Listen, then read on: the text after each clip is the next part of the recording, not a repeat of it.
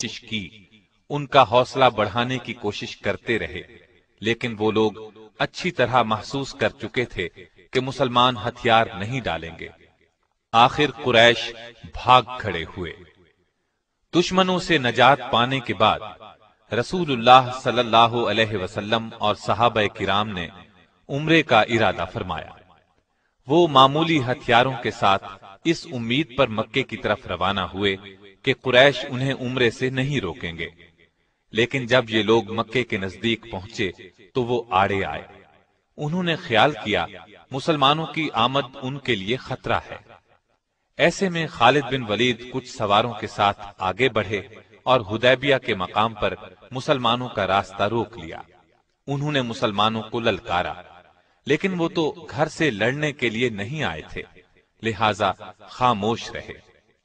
آخر رسول اللہ صلی اللہ علیہ وسلم نے قریش کے ساتھ ایک صلح نامہ طے کیا۔ طے یہ پایا کہ مسلمان اور قریش مکہ 10 سال تک نہیں لڑیں گے، اور یہ کہ مسلمان اب واپس مدینے چلے جائیں، آئندہ سال عمرہ کرنے کے لیے آئیں۔ اس معاہدے کی کچھ اور شرائط بھی تھیں۔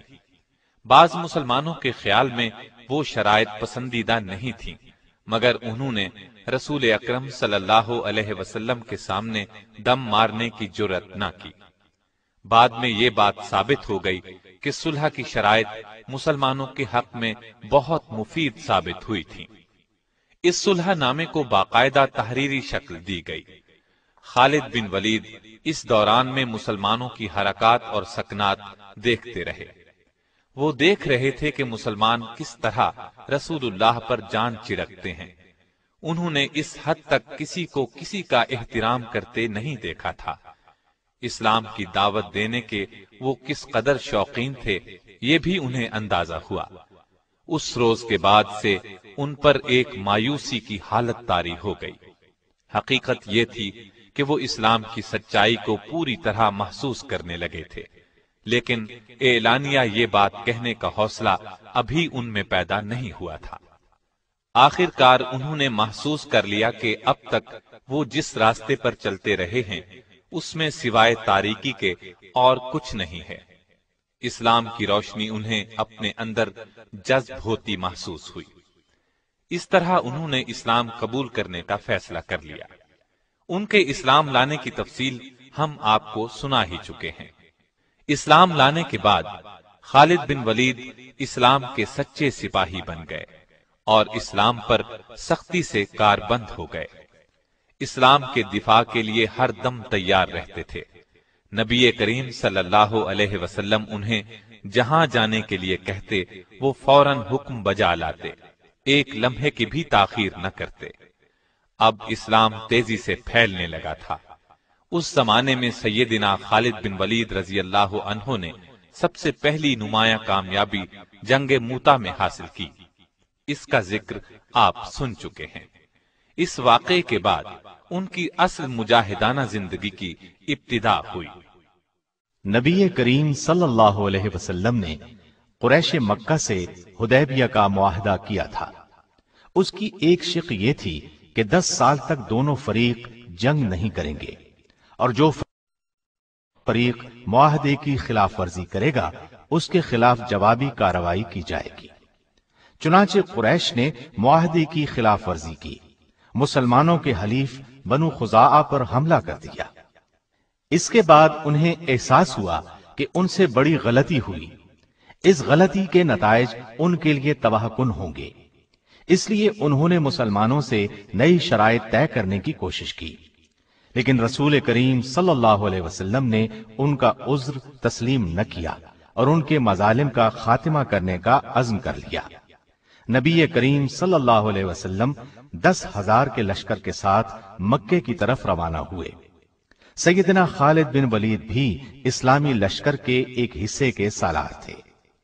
نبی کریم صلی اللہ علیہ وسلم نے انہیں ہدایت کی کہ وہ معافی اور نرمی کا سلوک کریں، اس وقت تک خود حملہ نہ کریں جب تک ان پر حملہ نہ کیا جائے۔ خالد بن ولید اپنے دستے کے ساتھ مکے میں داخل ہوئے۔ وہ فوراً کعبے کی طرف بڑھے۔ کعبے میں مشرکین نے عبادت کے لیے ہر قسم کے بت رکھے ہوئے تھے۔ وہ نبی کریم صلی اللہ علیہ وسلم کے حکم پر ان بتوں کو توڑنے اور کعبے کے نواح سے بت پرستی کی نشانیاں مٹانے لگے، اور نبی کریم صلی اللہ علیہ وسلم نے مکے میں داخل ہو کر فرمایا، لوگو، آج کے دن تم آزاد ہو، تم میں سے کسی کو نقصان نہیں پہنچایا جائے گا۔ آپ صلی اللہ علیہ وسلم کا یہ اعلان سن کر خالد بن ولید نے محسوس کیا کہ نبی کریم صلی اللہ علیہ وسلم کس قدر عظیم انسان ہیں۔ جن لوگوں کے لیے آج عام معافی کا اعلان فرما رہے ہیں، کل انہی لوگوں نے آپ کو طرح طرح سے ستایا تھا، ظلم کے پہاڑ توڑے تھے اور ہر قسم کی زیادتی کی تھی، زیادتیاں کرنے میں کوئی کسر اٹھا نہ رکھی تھی۔ پھر انہوں نے دیکھا اسلام کا پرچم مکے کی ہر عمارت پر لہرا رہا تھا، فضا اللہ اکبر کی صداؤں سے گونج رہی تھی۔ ایسا منظر اس سرزمین نے پہلے کبھی نہیں دیکھا تھا۔ خالد بن ولید دوسرے صحابہ رضی اللہ عنہم کے ساتھ اللہ کے حضور سر بسجود ہو گئے، اس کی اس نعمت کا شکر ادا کرنے لگے جو مسلمانوں کو عطا کی گئی تھی۔ خالد بن ولید رسول اللہ صلی اللہ علیہ وسلم کے بہت نزدیک رہے۔ انہوں نے اسلام کے دشمنوں کے خلاف ہر جہاد میں حصہ لیا۔ نبی کریم صلی اللہ علیہ وسلم نے فتح مکہ کے بعد محسوس کیا کہ قبیلہ حوازن اسلام کے راستے میں رکاوٹ بن رہا ہے۔ آپ نے 12,000 مجاہدین کے ساتھ ان لوگوں پر چڑھائی کی اور انہیں سبق سکھایا۔ خالد بن ولید اس غزوے میں بھی شریک رہے۔ وہ عرب قبائل کو اسلام کے دائرے میں لانے کی تگ و دو کرتے رہے۔ مکے کے ارد گرد کے قبائل پر غلبہ پانے کے بعد مدینہ واپس تشریف لائے اور حج کی تیاری شروع کر دی۔ پھر نبی کریم صلی اللہ علیہ وسلم کی قیادت میں 1,00,000 سے زائد مسلمان حج ادا کرنے کے لیے مکے کی طرف روانہ ہوئے۔ سیدنا خالد بن ولید بھی آپ کے ساتھ تھے۔ انہوں نے میدان عرفات میں نبی کریم صلی اللہ علیہ وسلم کا خطبہ بہت غور سے سنا اور سمجھ گئے کہ آپ کی رحلت کا وقت قریب آ پہنچا ہے۔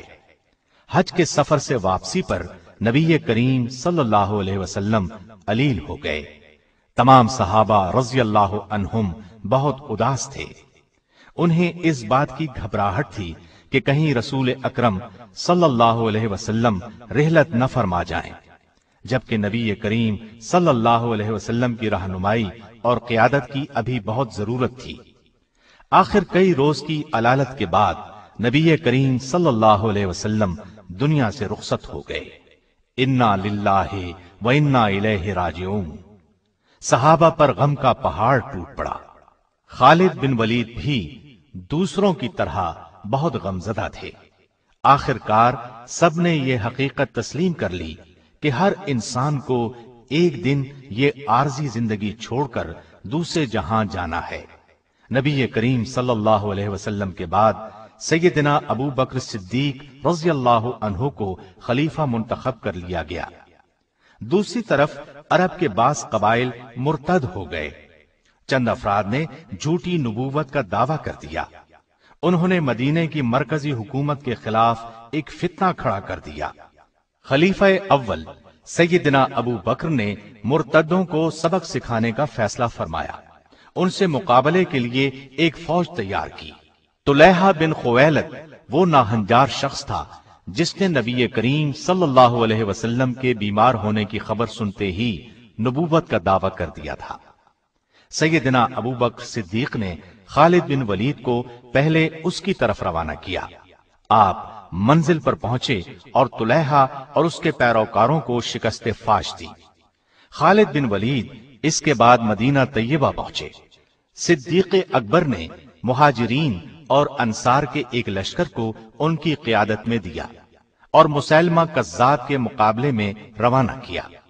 یہ بھی جھوٹی نبوت کا دعوے دار تھا اور اس نے اپنے گرد بے شمار مرتد جمع کر لیے تھے، گویا ایک لشکر اس کے ساتھ تھا۔ سیدنا خالد بن ولید سے پہلے اکرمہ بن ابی جہل اور شرابیل بن حسنہ کی فوج مسیلمہ سے شکست کھا چکی تھی۔ مسیلمہ کو خالد بن ولید کی آمد کا پتہ چلا تو وہ ان کے مقابلے میں 40,000 کا لشکر لے کر میدان میں آیا۔ दोनों फौजें आपस में